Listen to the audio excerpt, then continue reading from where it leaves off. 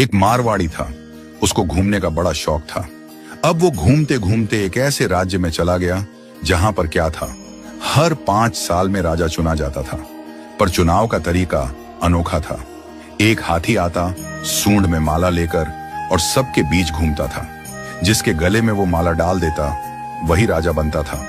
अब क्या हुआ, हाथी आया माला लेकर, थोड़ी देर इधर उधर देखा और जाकर माला इस मारवाड़ी के गले में डाल दी। मारवाड़ी हैरान, अरे भाई, मैं तो घूमने वाला आदमी हूं, ये कहां फंसा दिया।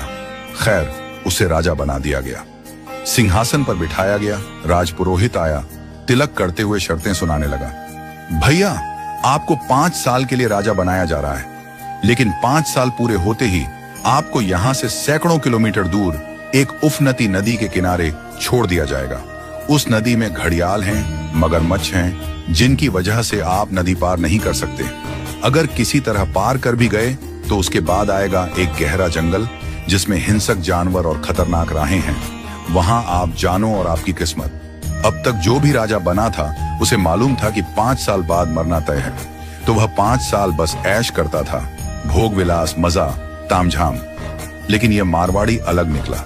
उसने सोचना शुरू किया, अब मुझे 5 साल बाद क्या करना है। राज्य की जो भी आमदनी आती थी उसमें से 51% जनता की भलाई में लगाने लगा और बचे हुए 49% से उसने अपने आगे की प्लानिंग की। पहले साल उसने नदी पर एक पुल बनवाया, दूसरे साल उस पार के जंगल को साफ करवाया, खेती के लायक जमीन बनवाई, तीसरे साल वहां सड़कें बनवाई, लोग वहां बसने लगे, गांव और मोहल्ले बनने लगे।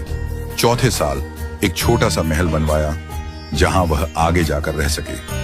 5वें साल अपने जीवन भर का खर्च, जरूरी चीजें, अनाज, सब कुछ वहां स्टोर करवा दिया। अब 5 साल पूरे हो गए।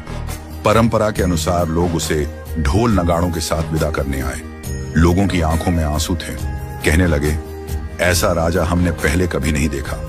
वो राजा था मारवाड़ी, शांत मुस्कान के साथ सबको प्रणाम किया और उस पुल पर चढ़ गया जो उसने खुद बनवाया था। लोग अवाक रह गए। हजारों राजा आए गए, मारे गए, लेकिन ये पहला राजा था जो भवसागर को पार कर गया। कथा का संदेश, हम सभी इस धरती पर सीमित समय के लिए आए हैं। ये जीवन 5 सालों की तरह है। जो इस समय को मौज में घंवा देता है वो अंत में उस भवसागर में गिरता है जहां मगरमच्छ, घड़ियाल, दुख और पीड़ा है। लेकिन जो जीवन का उपयोग अच्छे कर्मों, जनसेवा और प्रार्थना में करता है वो इस जीवन से परे उस पार पहुंच जाता है। तो आज ही से भवसागर पार करने के लिए अपना पुल बनाना शुरू कीजिए, ताकि जब आपका कार्यकाल समाप्त हो तो आपको भी सीधे ठाकुर जी के पास बैकुंठ में वास मिले और आपके अच्छे कर्मों की वजह से आपको हमेशा के लिए याद रखा जाए।